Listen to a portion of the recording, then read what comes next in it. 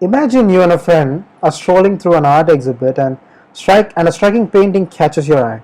The vibrant red appears to you as a symbol of love, but your friend is convinced it's a symbol of war. And when you see stars in a romantic sky, your friend interprets global warming inducing pollutants.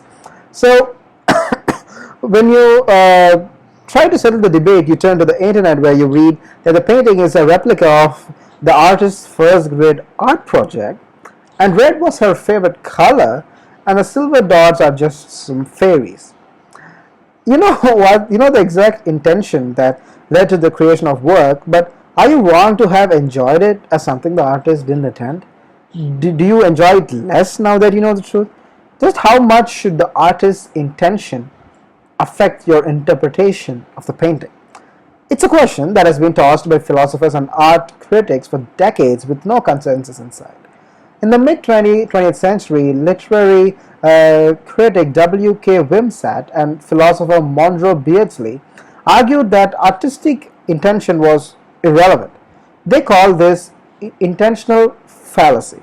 They believed that valuing an artist's intention was misguided.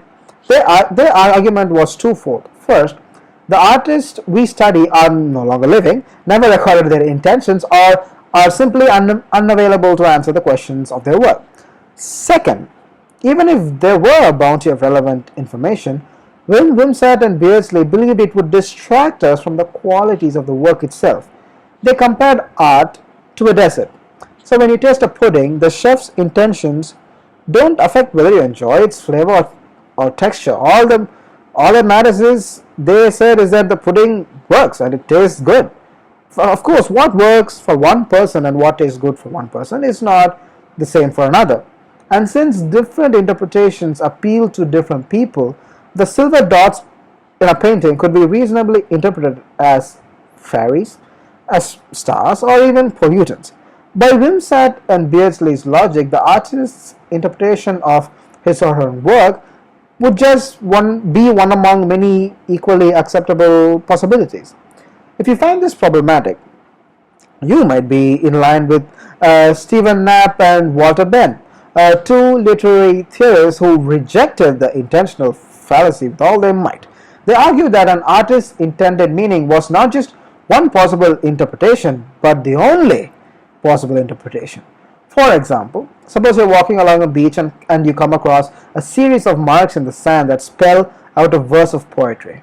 Knapp and Michaels believed the poem would lose all meaning if you discovered these marks were not the work of a human being, but an odd coincidences produced by the waves.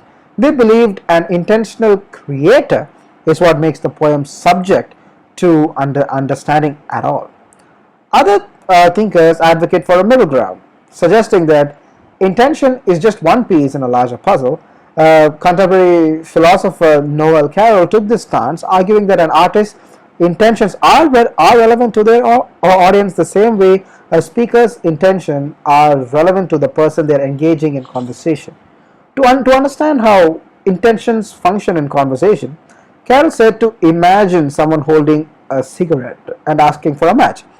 You respond by handing them a lighter, gathering that their motivation is to light their cigarette. The word they use to ask the question are important, but the intention behind the question dictate your understanding and ultimately your response. So, which end of this spectrum do you lean towards? Do you like Wimsatt and Beardsley, where they believe that when it comes to art, the proof should be in the pudding?